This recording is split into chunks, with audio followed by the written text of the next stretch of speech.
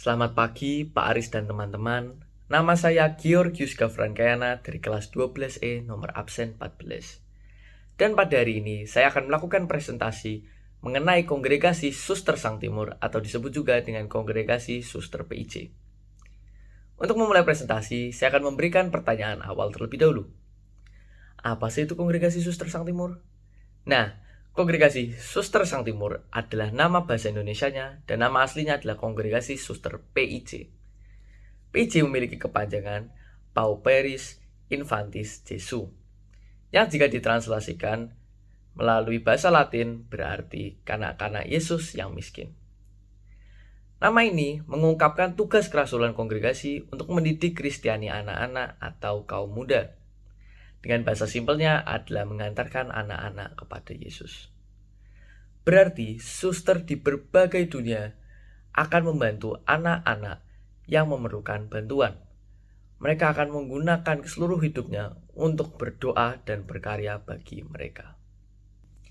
Nah, setelah kalian sudah memahami garis besar dari apa itu kongregasi Suster Sang Timur, kalian harus tahu dong, apa itu sejarahnya, apa latar belakang yang membentuk Suster Sang Timur ini. Dengan itu kita harus time travel pada abad ke-18 di Jerman. Pada zaman ini, orang tua terpaksa untuk bekerja 16 jam. Dengan ini, tidak ada yang memperhatikan anaknya, sehingga mereka berkeliaran, nakal, mabuk-mabukan, dan hal-hal lain. Hal ini membuat cemas beberapa romo di daerah tersebut dan beberapa pemudi. Pemudi yang kita fokuskan pada hari ini adalah Clara Fey.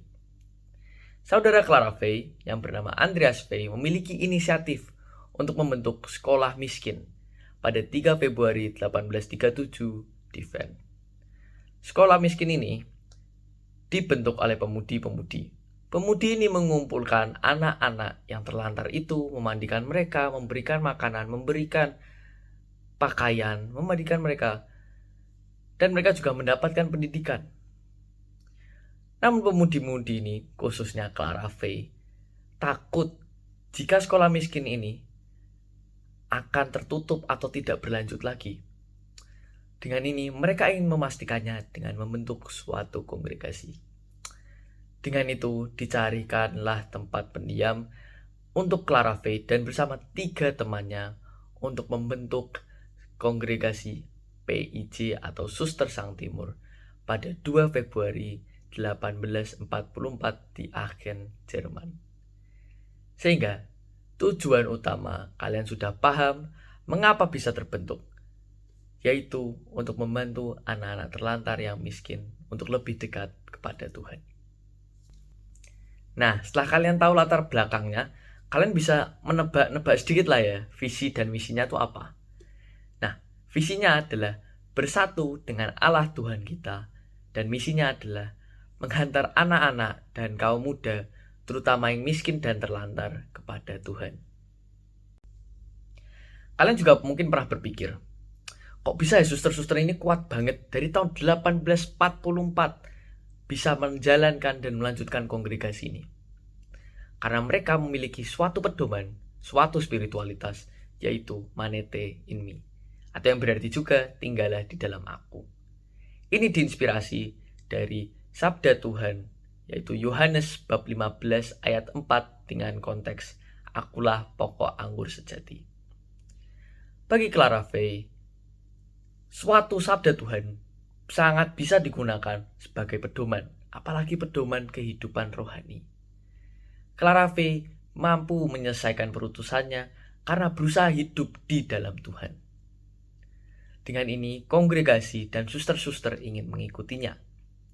Seperti doa pribadi dan doa bersama sebagai unsur yang hakiki. Perayaan Ekaristi sebagai sumber kehidupan mereka. Mereka juga ingin mengikuti kebiasaan-kebiasaan Clara Fey seperti mengunjungi kapel. Sebagai bentuk kebersamaan mereka, usaha mereka, dan menunjukkan bahwa mereka peduli. Kan kongregasi ini sudah berjalan sangat lama ya, dari tahun 1844, dan mereka berkarya dengan pedoman spiritualitas manete in me. Pasti karyanya sungguh-sungguh ya kan, pasti bagus-bagus. Tentu saja bisa dilihat pada bidang pendidikan. Suster Sang Timur memiliki sesuatu yang dikenal dengan Yayasan Sang Timur.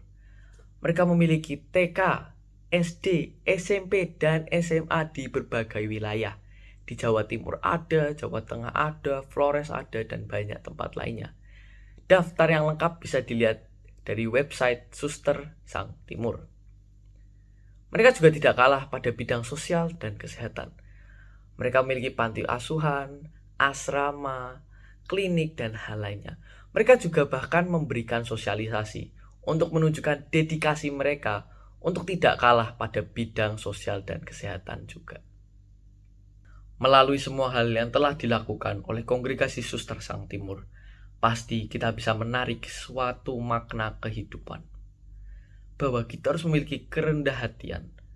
Kita sebagai manusia harus memandang orang-orang itu setara dengan kita. Kondisi ekonomi apapun, kondisi fisik apapun, kita harus membantunya. Apalagi kepada kaum muda yang terlantar dan miskin. Kita juga harus berpegang teguh kepada Tuhan, bahwa semua hal yang kita lakukan itu berdasarkan Tuhan. Sehingga kita harus memiliki cinta kasih, kita harus memiliki kerendah hatian dan kesetiaan kepada Tuhan dalam setiap karya yang kita lakukan. Nah, setelah mendengarkan semua penjelasan saya tadi, mungkin beberapa dari kalian sedikit tertarik-tarik gitu ya untuk menjadi suster PIJ. Dengan begitu, untuk mengakhiri presentasi ini, saya akan menunjukkan atau menjelaskan 5 tahap untuk menjadi suster PIJ. Yaitu tahap pertama adalah aspirat, 2 postulat, 3 novisiat, 4 juniorat, dan 5 adalah kaul kekal. Pertama, aspirat itu lebih seperti perkenalan diri, seperti kalian bernyanyi-nyanyi terlebih dahulu, berdansa, seperti mencari bakat kalian. Lalu, masuk postulat, kalian akan lebih merasakan khas dari kongregasi Suster Sang Timur. Kalian seperti melakukan doa bersama, kalian melakukan refleksi setiap hari, dan mulai lebih ke hidup rohani kepada kongregasi Suster Sang Timur. Lalu selanjutnya novisiat, yaitu kalian lebih berkarya, lebih menunjukkan keinginan kalian, lebih menunjukkan dedikasi kalian untuk menjadi suster Sang Timur. Lalu juniorat, dan pada akhir kaul kekal, yaitu kalian sudah resmi menjadi suster Sang Timur. Dan itulah 5 tahap dan caranya. Dengan begitu, saya akhiri presentasi pada hari ini. Sekian dari saya, terima kasih.